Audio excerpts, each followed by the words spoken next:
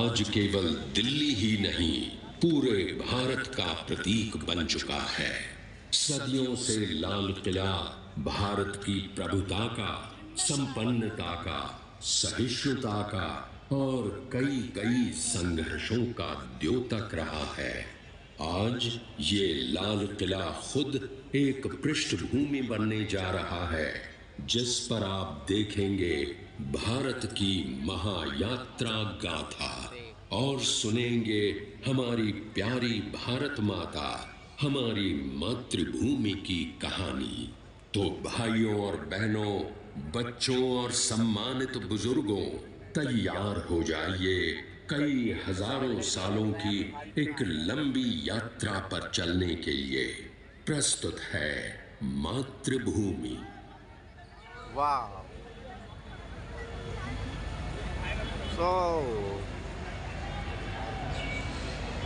श्री नरेंद्र मोदी।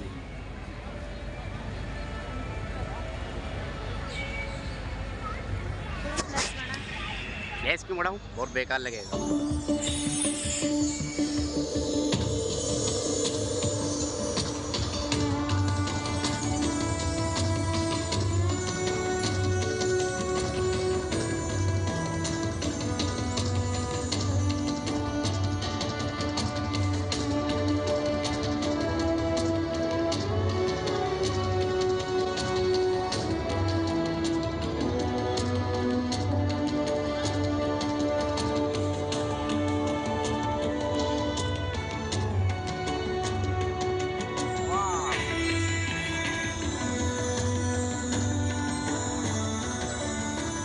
क्या सोच रहे हैं आप?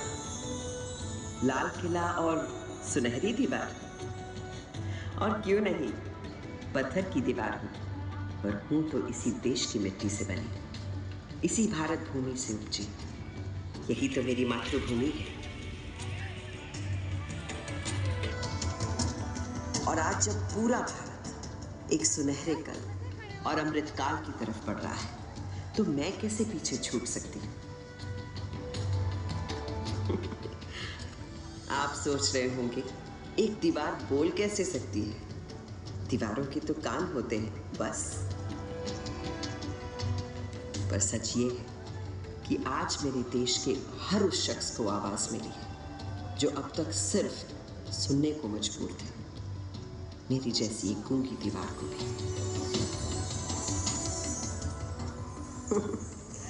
ऐसा नहीं कि सुनहरा समय मेरी मातृभूमि ने पहली बार देखा।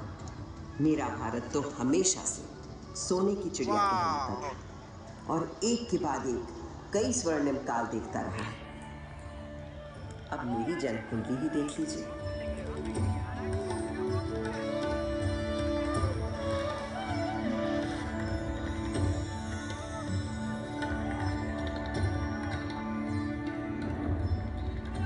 जिस सुनहरे समय में मेरा जन्म हुआ था, उस वक्त मेरे आसपास छेनी, हथौड़ी, संग तराशू, पत्थर कटोरी ठक ठक ताल थी और संत कवियों के शहद से सुर उस रसधार को बहाने वाले पूरे भारत भर से अनेकों कवि थे। इन भक्त कवियों में कोई हिंदू था, कोई मुसलमान, कोई सूफी, कोई शाक्त, कोई शैव, कोई वैष्णव। सबके आराध्य अलग अलग थे, भाषा अलग, पर सबकी भक्ति में एक ही परमात्मा, एक ही प्राण, एक ही ओंकार के दर्शन सारे देश को हो रहे थे।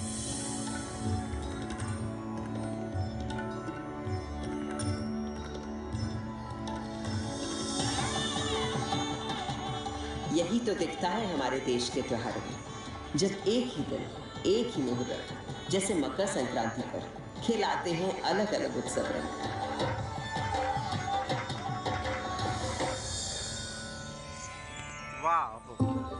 इस लाल किले को बनवाया था मुगल शहंशाह शाहजहां ने। बलुए पत्थरों से मुझे गढ़ा गया था और इस मजबूती से कि 400 साल बाद आज भी मुझे हिलाना नामुमकिन है।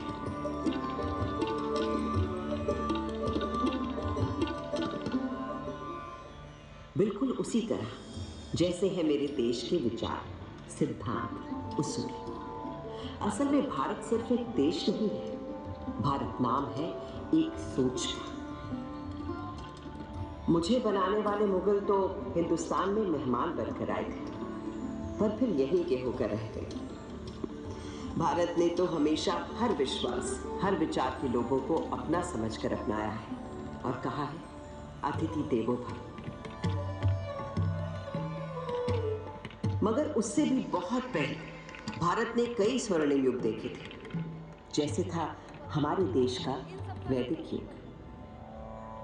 सरित सरस्वती नदी के तीर बैठे जब ऋषि मुनि गंभीर, समिधा अग्नि आहुति और यज्ञ तपस्या कर हुए सब प्रज्ञ, रचने लगे वो वेद पुराण ऋग अथर्व यजुर और साम, शोध किए सब जीवन तत्व खोज निकला प्रकृति का सत्व, जीवात्मा परमात्मा है एक, माया भ्रम से लगे अनेक, आत्मा अजर अमर अछेद, अनादि अनंत अखंड अभेद। वेदों को रचने वाले इन ऋषियों ने दुनिया को जीवात्मा, आत्मा, परमात्मा की जिस एक एक की बात हमें सिखाई थी, उसी को श्री कृष्ण ने धर्म क्षेत्र कुरुक्षेत्र की युद्ध भूमि में अर्जुन को सुनाया था। जैसे पुराने कपड़ों को उतारकर मनुष्य नए कपड़े पहन लेता है, उसी प्रकार आत्मा भी पुराने शरीर को त्याग कर नया शरीर धारण करती है। इस आत्मा को ना तो शस्त्र काट सकता है और ना आग इसे जला सकती है, ना इसे पानी भिगा सकता है और ना ही हवा उसे सुखा सकती है।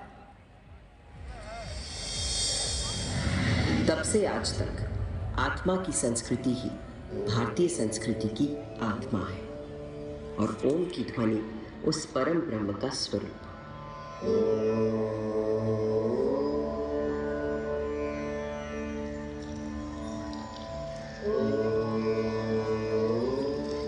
आज सरस्वती भले ही आंखों से ओझल हो गई हो, पर नासा के सर्वेक्षण बताते हैं कि सरस्वती अभी तक जीवित है और अब धरती के भीतर भीतर बहती है।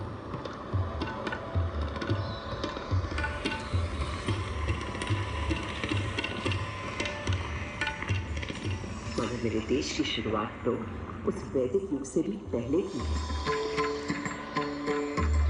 Wow, the thing.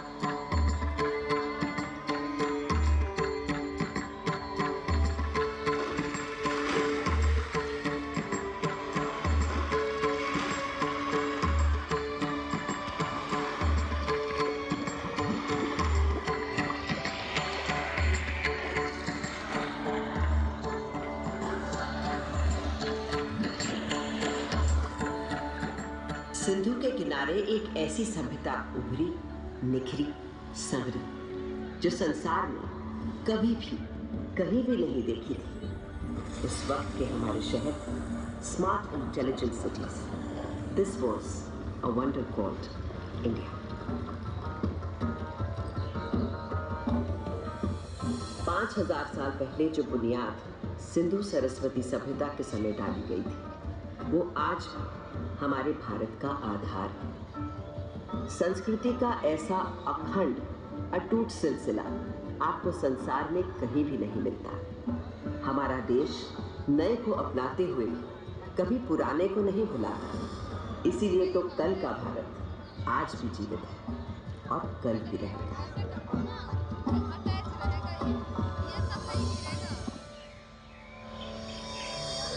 एक और बड़ी विशेषता है मेरे भारत की, सत्य की खोज। भारत नाम का अर्थ ही है भाव, यानी प्रकाश, और उसकी खोज में लगा हुआ व्यक्ति। प्रकाश यानी सत्य की खोज में केवल योगी, मुनि, ऋषि ही नहीं, सुख सुविधा में पले बढ़े राजा राजकुमार भी किसी से कम नहीं रहे।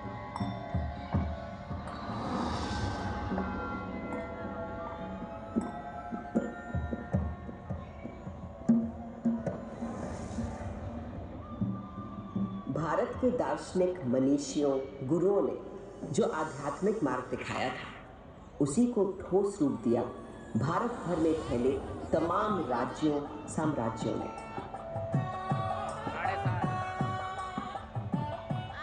दूसरी तरफ थे हमारे अभूतपूर्व वैज्ञानिक, गणितज्ञ, खगोल शास्त्री और वैद्य। हजारों बरस पहले पृथ्वी की परिधि की सही नाप, मंगल और चंद्र तक का फासला और धरती से सूर्य की बराबर दूरी, सब बिना किसी दूरबीन या उपग्रह का सहारा लिए, केवल अपनी गणित, बीजगणित, ज्यामिति और खगोल ज्ञान से। ये उन्हीं पुरातन खगोल शास्त्रियों से मिले संस्कार कि आज भारत अंतरिक्ष अन्वेषण में एक अग्रणी देश है। सहस्राब्दियों पहले कणादि आदि गुरु थे, अणु को पहचानने वाले। फिर क्या आश्चर्य कि नई दुनिया में अणु शक्ति को साधने वाले देशों में हम हमेशा आगे रहे। योग में तन से मन और मन से आध्यात्म के योग के सूत्र ढूंढ निकाल रहे थे पतंजलि जैसे ऋषि। और आज 21 जून को पूरा विश्व योग दिवस मनाता है। वहीं विद्वान वैद्य मानव शरीर के छुपे हुए राज और हर बीमारी का इलाज खोज रहे थे। सर्जरी की भी शुरुआत इन वैद्यों ने कर डाली थी और कटे अंगों को जोड़ने के लिए प्लास्टिक सर्जरी की भी।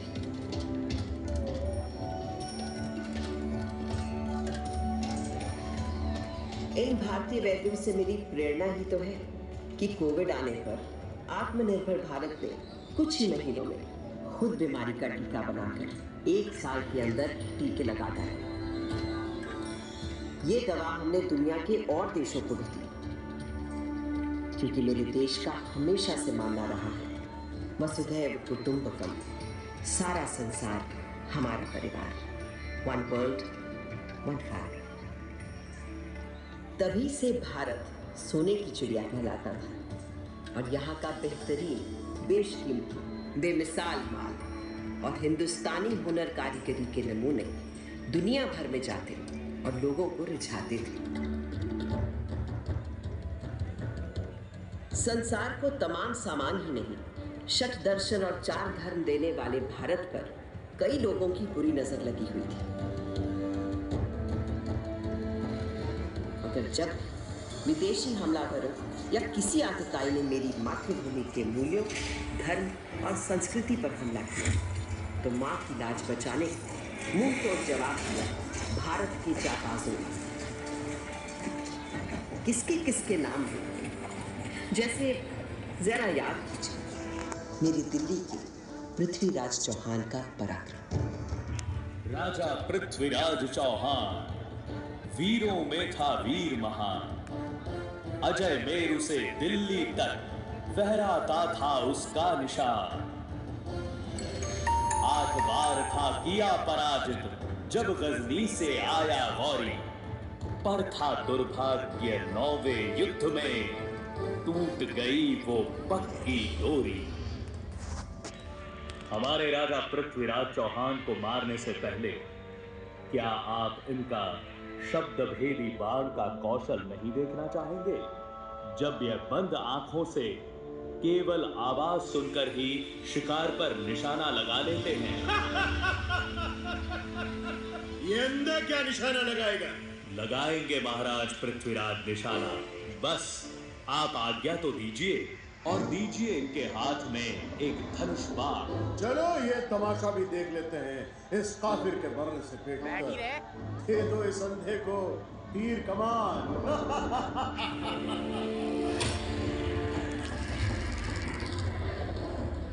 4 बांस 24 गज अंगुल अष्ट प्रमाण, दाऊ पर सुल्तान है मत चूक्यो चौहान।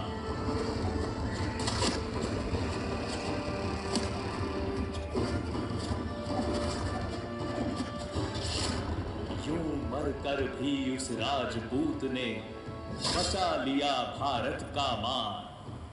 धिक्कार है उन्हें मरा समझो, कायर जो जिए पिए अपमान।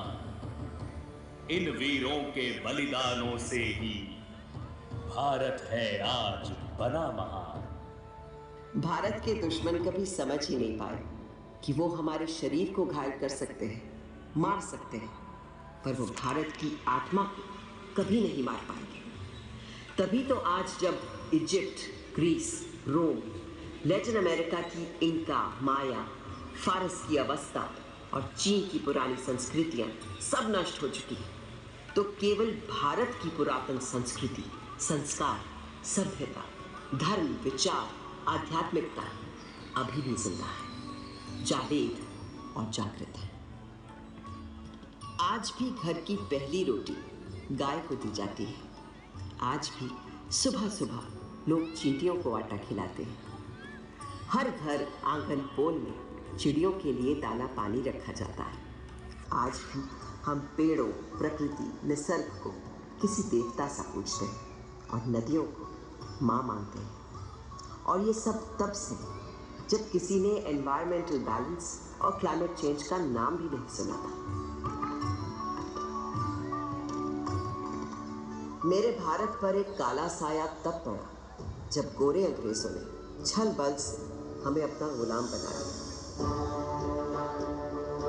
पर ये सूरत गैरतमंद हिंदुस्तानियों को कतई कबूल नहीं है। सन था 1857। सुनो भाइयों, कथा सुनो 57 की। कान खोल कर सुनो, कथा है क्रांति के पहले सावन की। अंग्रेजों की धूप कड़ी थी, धरती पर थी आफत। 57 की गर्मी पाकर खिल उठी थी बगावत। सारे भारत में आग लगी थी, क्या झांसी क्या अंबाला, पंजाब, बिहार, अवध, झारखंड, दिल्ली हो या बंगाला।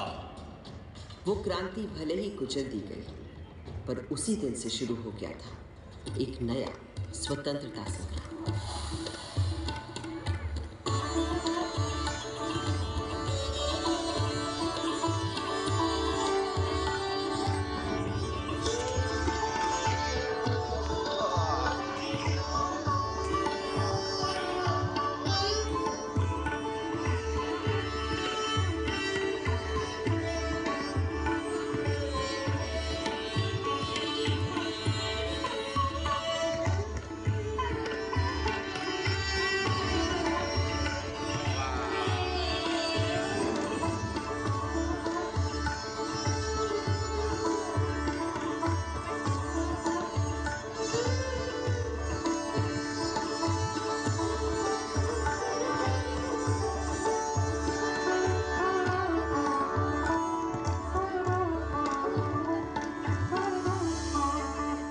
साल लंबी जंग आज़ादी के बाद जब मेरे भारत में 15 अगस्त 1947 को स्वतंत्रता पाई, तो उस दिन सदियों की गुलामी के बाद मेरे लाल किले पर भी आज़ाद भारत का परचम लहराया गया था।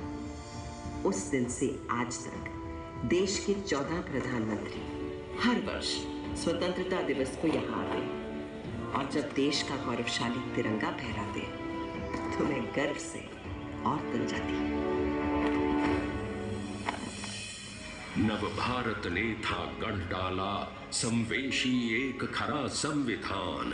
सब जनगण को अधिकार दिए, थी अपने देश की सोच महान। जब भूख लगी तो हरित क्रांति कर भंडारे भर गए किसान।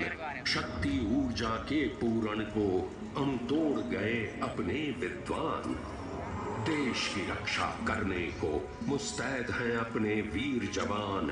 हर सीमा पर हैं डटे खड़े, हो बर्फ पहाड़ या रेगिस्तान। जब प्यास लगी तो दूध की नदियां बहा गए अपने वाले। आकाश अंतरिक्ष छूने को बढ़ चले अपने इसरो वाले। छुआ चंद्र कभी कभी मंगल ग्रह, ऐसे हैं मंसूबे अपने। भारत है करने आज खड़ा अपने पूरे सारे सपने। इस हिंदुस्तान की छिपी शक्ति अब ये दुनिया पहचानेगी और विश्व गुरु इस भारत को सारी ही दुनिया मानेगी।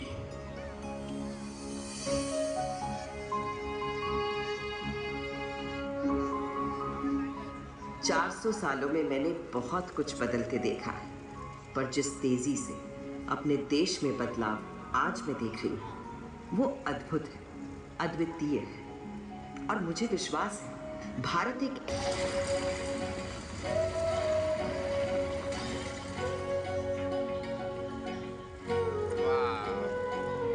कितना अच्छा लग रहा है।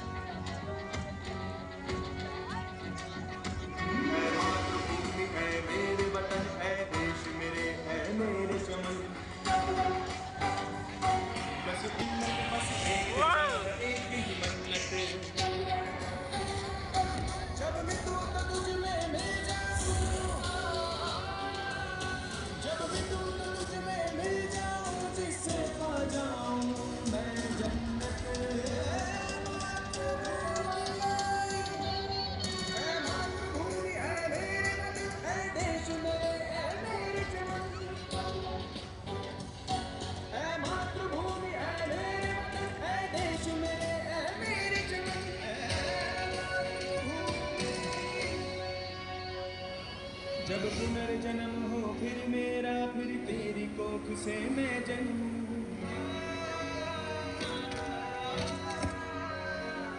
फिर तेरे जल से प्राण मिले, फिर तेरी हवा में सांसें लूं।